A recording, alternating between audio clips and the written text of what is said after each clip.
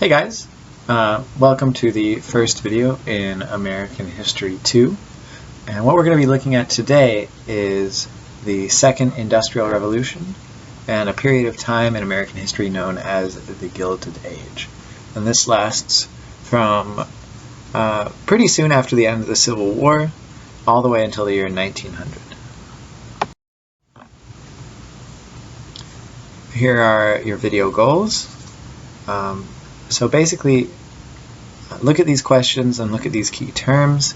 These are the things I expect you to be able to know after the end of this video. And this is the stuff that you're going to get quizzed on Monday. So make sure you know this stuff. And just a warning, you're going to have to listen to the whole video because not all of the answers are just on the slideshow. You're going to also have to listen to my voice as I explain stuff.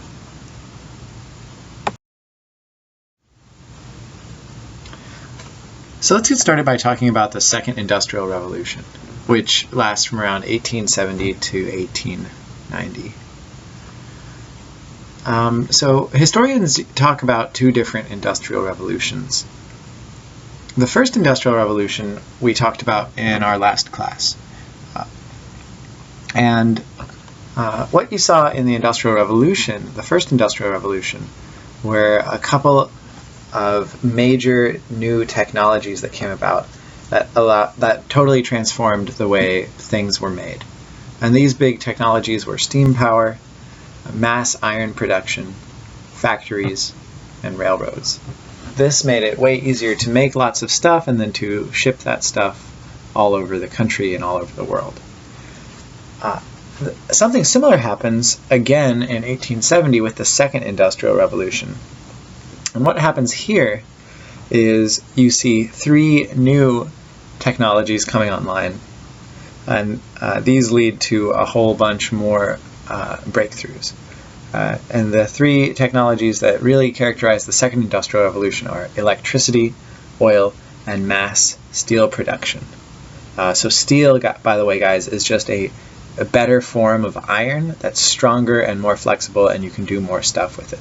It's basically iron with a bunch of carbon added into it, for those of you who are interested in chemistry.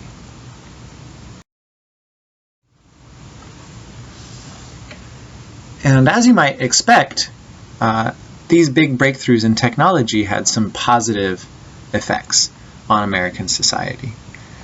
One, these new industries that come about lead to new technologies that make life better for people in the United States.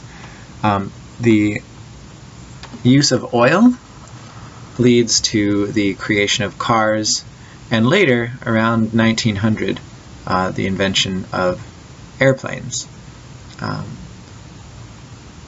Electricity leads to a bunch of new stuff that makes life a little bit more luxurious and easier, including light bulbs and electric appliances. Stuff like vacuum cleaners or anything you'd find in your kitchen today requires electricity. And steel allows for new kinds of buildings to be built, because you can make buildings out of steel. And that includes skyscrapers, and also all sorts of better tools and machines that you can only make with steel. Also, new industries create lots of wealth and new jobs. Because of these new industries, you know, they're building power plants and oil drills and steel mills and stuff like that. Rich Americans can get richer by investing in these new industries. That is, they can take some of their money and use it to start up an oil well or a power plant, or they can team up with a bunch of their friends and all go in together on a big new steel factory or something like that. And second, this also means there's more jobs to go around, because there's new factories and all sorts of new work to be done. And that means that poorer Americans have new jobs to pick from and can find jobs in new factories and bigger cities. And also, this makes the United States a more powerful country. As the Industrial Revolution goes on, the United States becomes richer, there's more stuff being produced, And this allows it to afford a bigger army and to have a bigger influence in the world. So those are three ways in which the Second Industrial Revolution is a positive thing. But there are also some negatives to the Second Industrial Revolution. One is increasing inequality. So because of these new technologies, the people who were able to get in early and open up the first new factories and stuff like that were able to become incredibly wealthy, richer than anybody in American history had ever been before. But other Americans are really struggling to get by. And the gap between the rich and the poor is bigger now than it ever has been. And you can see a picture there of poor children who are industrial workers. So poor families are so poor that they even have to send their kids out to work in factories. Another problem with the Second Industrial Revolution is that big businesses, power companies, oil companies, railroad companies, get so powerful that they are sort of unstoppable. They can kind of do whatever they want. And in fact, they're so strong that they can use all of their money and their influence to control the government. And that's going to lead us to our next topic that we're going to look at, and that is the Gilded Age. And we'll get to the Gilded Age in a minute, but first let's pause to consider the most powerful kind of company that comes into existence with the Second Industrial Revolution. And that is a kind of company that is called a trust. So what is a trust? Well, a trust is also known as a monopoly. And a trust or a monopoly, it means the same thing. You can say either one. But so what is a trust? A trust is a company that controls 100% of a particular industry. And you see this in a bunch of different industries in the Second Industrial Revolution. For example, this one dude named Cornelius Vanderbilt ends up owning almost every single railroad in the United States. Another example is almost all of the steel in all of the United States by 1890 is produced by one dude named Carnegie.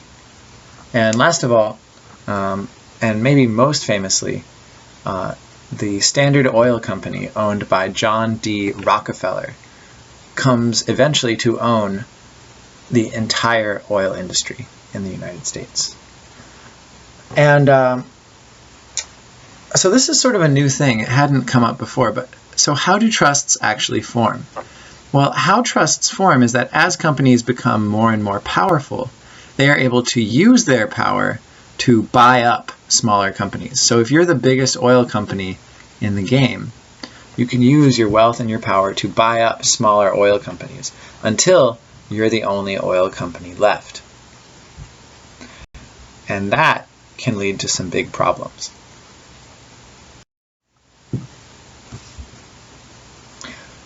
So to get started, let me just say that trusts aren't always bad, but sometimes they can be bad.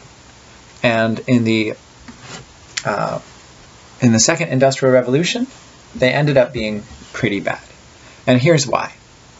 Think about it. If one company controls 100% of an entire industry, then that company faces no competition, and they can provide bad service to their customers, but still charge a high price, because there's nobody else who can compete with them.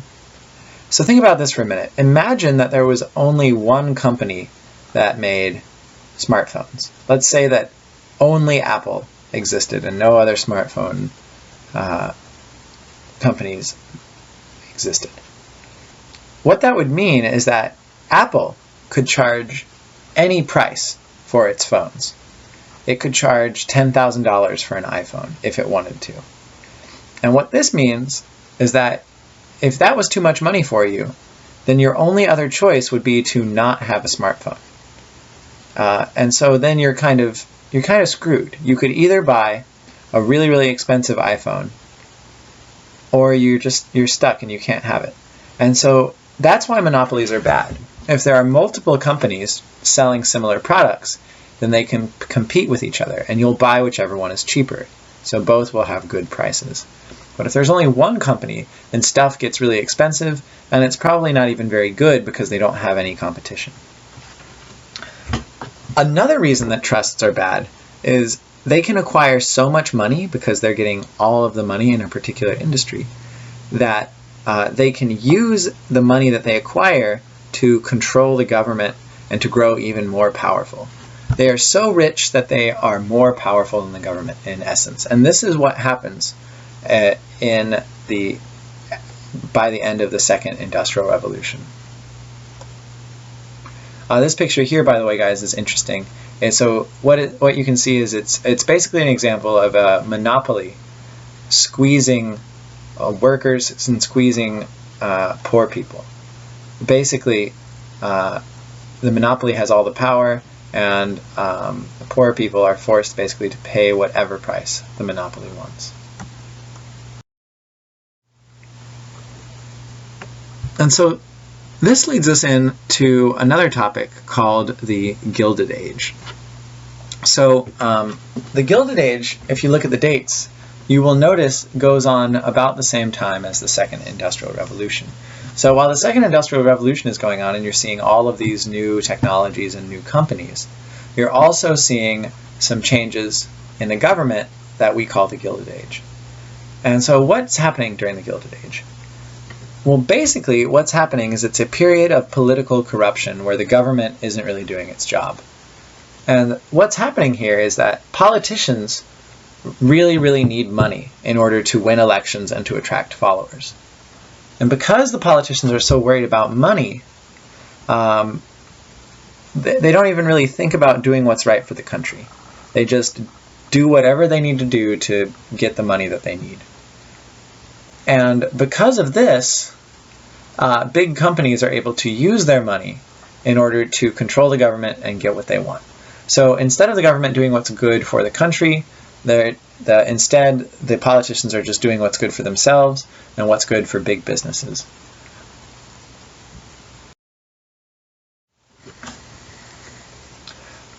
So the first problem, one of the things that was sort of fundamentally going wrong in the Gilded Age was a system known as patronage. And so patronage was a political system where a politician would give out money or other good stuff to his supporters. He'd throw parties, he'd give away expensive gifts, he'd give them cushy jobs. And so in exchange for all of this good stuff, those people would then support the politician. They would go out and vote for him and get other people to vote for him. So it was basically a deal where a politician traded good stuff for votes. And you might be wondering why this is a problem. And the reason that it's a problem is that the politicians in the patronage system don't care about the country. All they are doing is what is best for their supporters. They don't care about what's best for everyone, just for the people who back them. Second, this wastes a whole lot of government money because we spend a lot of time making up jobs and giving away good stuff to supporters instead of spending that money on what it should be used for. And last of all, this makes politicians dependent on having money. If the politicians don't have the cash in order to pay their supporters, they cannot possibly win an election.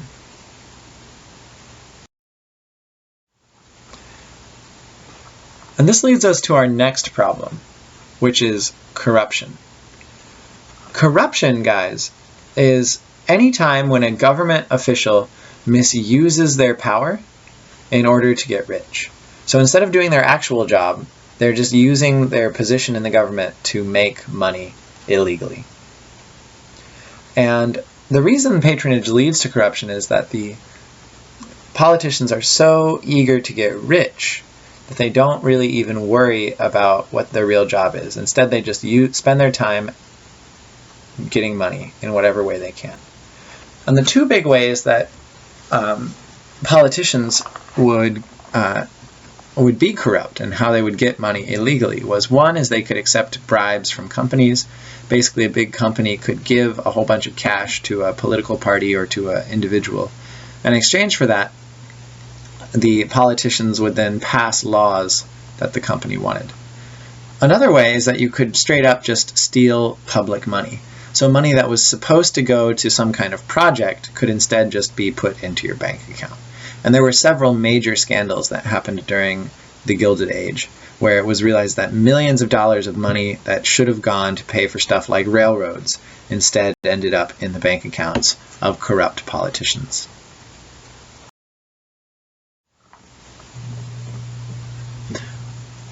And the last big problem that existed during the Gilded Age was something called lobbying, which is something that actually still goes on today in US politics.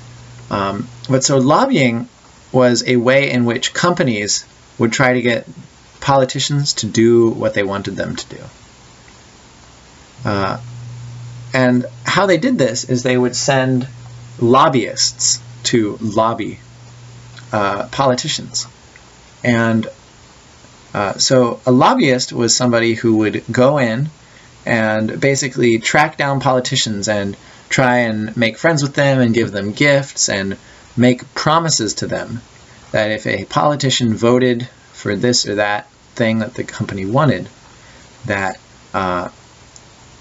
then they could give stuff to the politician. And so basically what you've got here is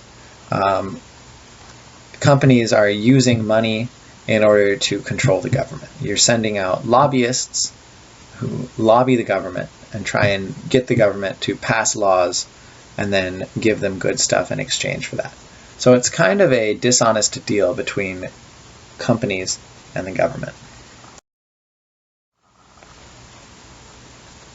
And here's a really great cartoon that I think captures the problem of politics during the Gilded Age. So in the front, you can see the Senate. It's supposed to be the Senate. And these are the guys who pass the laws. But you can see the Senate's not really paying attention. Some of them are lounging around. But the people who are really in charge are the people in the back, who kind of look like giant bags of money. And you can see that on their shirts, it's written the Steel Trust, the Copper Trust, Standard Oil Trust. So it's all the different monopolies that exist in the United States. And what this cartoon is saying is that really it's the big companies that make the laws, not the Senate. Because the big companies are spending so much money that they basically can control whatever the politicians vote for. So basically, during the Gilded Age, big business more or less ran the government.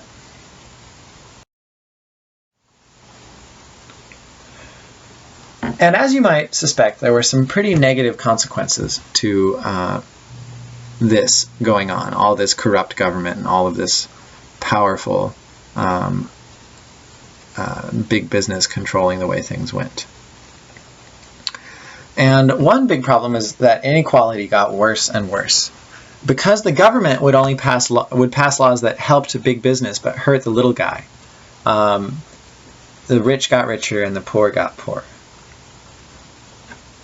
Related to this was another phenomenon where poor people got more and more angry as time went on. And eventually what we're going to see in a couple weeks is that this leads to a number of movements where the poorer people start a number of different organizations in order to try and take power back from the companies and return to a sort of honest system of government. And you can see in this picture here, you've got the big wigs of the different monopolies standing there with their swords and stuff like that. And then all the different people of America, farmers and factory workers and small businessmen, bowing down and offering up their money to these big, powerful few.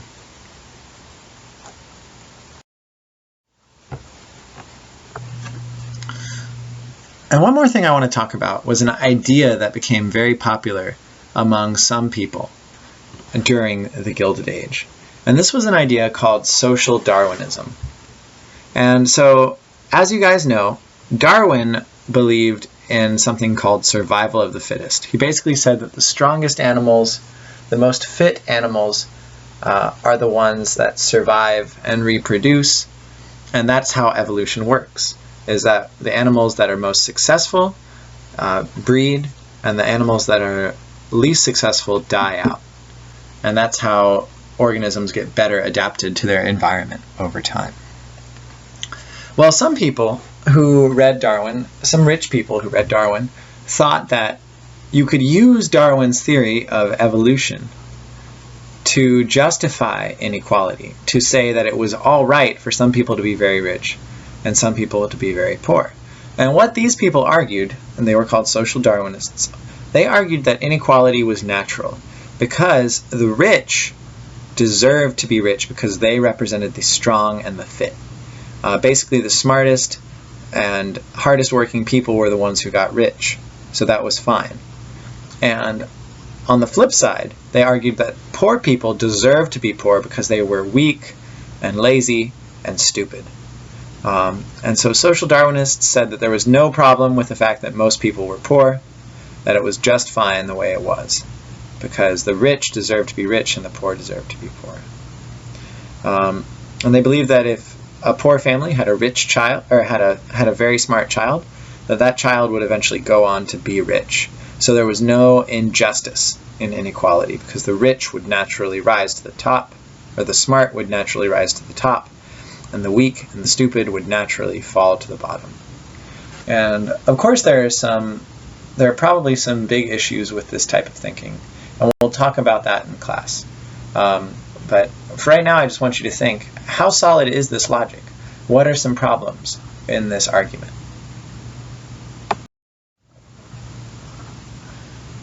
So anyway, that's all I've got for you guys today. Remember, you've got a whole week to watch this video, but there will be a video quiz on Monday. So make sure you know these video goals, because these are basically the questions I'm going to ask you. If you know this stuff, then you're going to do well. So make sure that you've really internalized this information. Thanks for paying attention, guys, and I will see you later.